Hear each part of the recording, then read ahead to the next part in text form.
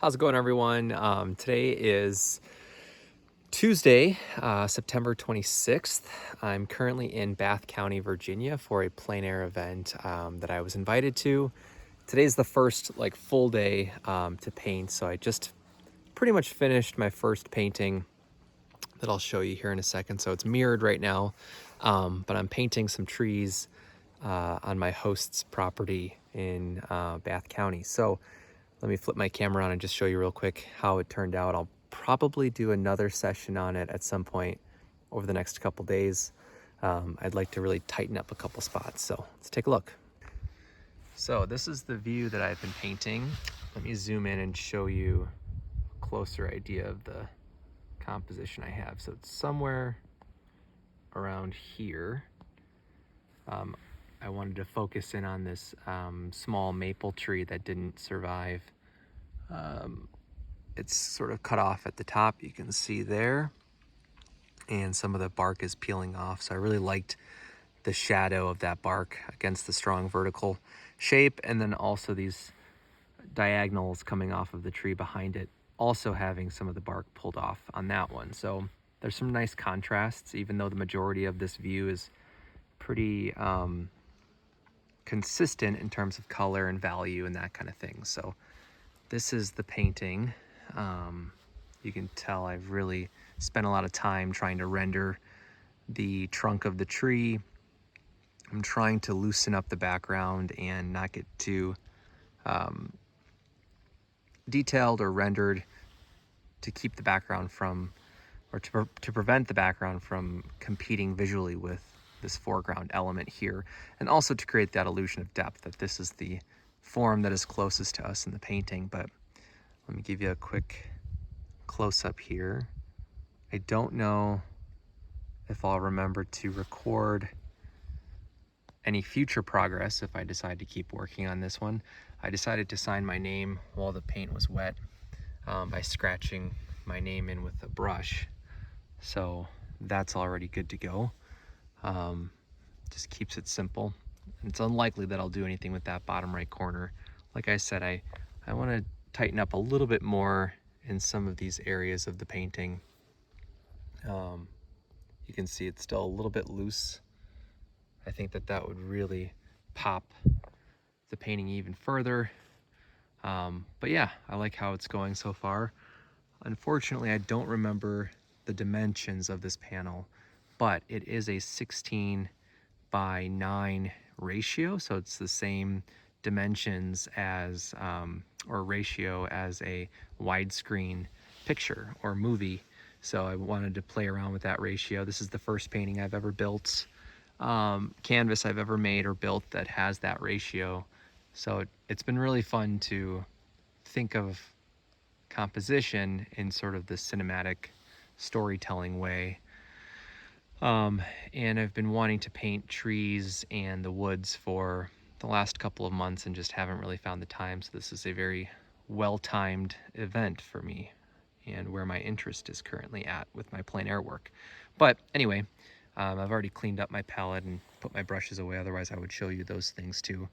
I can quickly show you my thumbnail drawing that I made for this painting. If you want to hold on for just a second here to go back and find the page that it's on.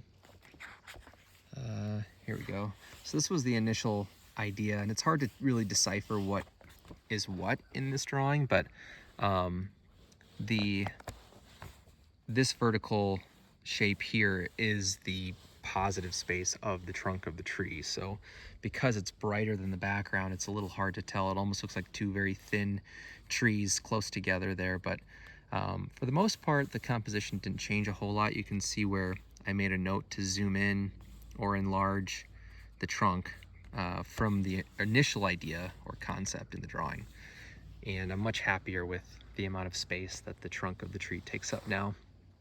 But it's I think it's right around 2 o'clock, and I want to go and start another painting, either on the property here, or I'll hop in the car and drive into town and try to find something. But I'm getting close to that time in the day where driving and doing circles looking for a view isn't really what I want to be doing. So the nice thing about painting here is that I don't have to drive, I don't have to park. It's really close for me to get more food or go to the bathroom. A lot of those issues are already solved. So I might just decide to find another tree actually and do a smaller sort of tree portrait or tree stump or rock kind of portrait. I really like the big shapes and the kind of sense of architecture that those positive forms have. So it would be pretty cool to also get into some of the moss that's on the mountainside here. But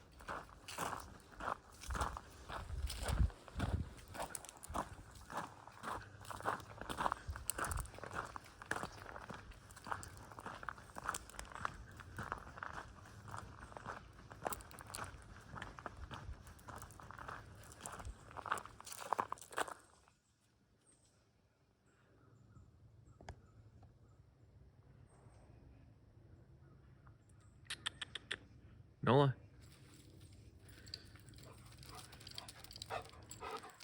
So I'm back here working on the forest tree portrait painting. Today is Thursday, September 28th. And yeah, I'll just show you really quickly what I did today. Painted for probably about an hour, maybe an hour and a half. And I think it's pretty much done. So once again, this is my view that I've been painting. I've been focusing in on this tree here. And after the last session, I kept everything pretty sharp. A lot of the shapes were pretty geometric and they had very sharp angles and edges. But today, just sort of through the process and, you know, not being happy with certain passages, I softened some of those edges and kind of like scumbled over semi-dry or mostly dry shapes of color. And I ended up really liking that effect, this sort of ghostly um, layering sense of depth in the painting. So this is where it's currently at. I think from a distance it really works well, but yeah, we'll see. Like I said, I might decide to work on it a little bit again tomorrow in the morning. But I think it has a really good balance between soft edges and sharp or hard edges. There's also pretty good sense of range and color. I put in more of a saturated and chromatic blue around some of the edges, and that really popped some of those color relationships. You can see where I've added small areas of pink or almost like a salmon color that I'm seeing in the tree the longer I look. And yeah, this is where it's at. You know, we'll see how I feel tomorrow if I want to keep going, but you know, I might decide to add in a few sharper marks kind of over in this area, just to lead the eye in different ways. So what's been really interesting about this process is that, you know, I'm always thinking about contrast and difference. So up until today, the painting was really focused on like proportions of shape or directions of line. Obviously, with all of the branches, you know, you can get a lot of variety when you look at a forest between verticals and diagonals and almost horizontal lines that are present in the subject. But now that I've softened so much of those shapes and lines, I can think of contrast in clarity of mark, which is really kind of exciting. So that can now become the device or the tool to create different visual pathways in the painting. But what I'm really enjoying is how much this moment in the tree stands out. I think that cool blue really pushed the warmth of that piece of bark that's hanging off of the tree. I want a similar sense of clarity or contrast up maybe on this side. So if I decide to come back, I might try to push that relationship a little bit more. And then, like I said, maybe add a few sharper marks over in this corner just to keep us moving to different parts of the painting. Here's my palette today. I pre-mixed a lot of the color that I wanted to incorporate, so you can see they're fairly pure compared to some of their cross mixtures that are much more muted. And that helped a lot to give me that sense of punch in saturation and chroma. So, and then the brushes I used were actually just these two here. So I have this really thin, skinny sable hairbrush that's starting to fall apart, and then a flat bristle brush that I was using for actually most of the painting. This is what I used to really soften and just gently scumble over a lot of what was there when I started. So anyway, thanks for watching. And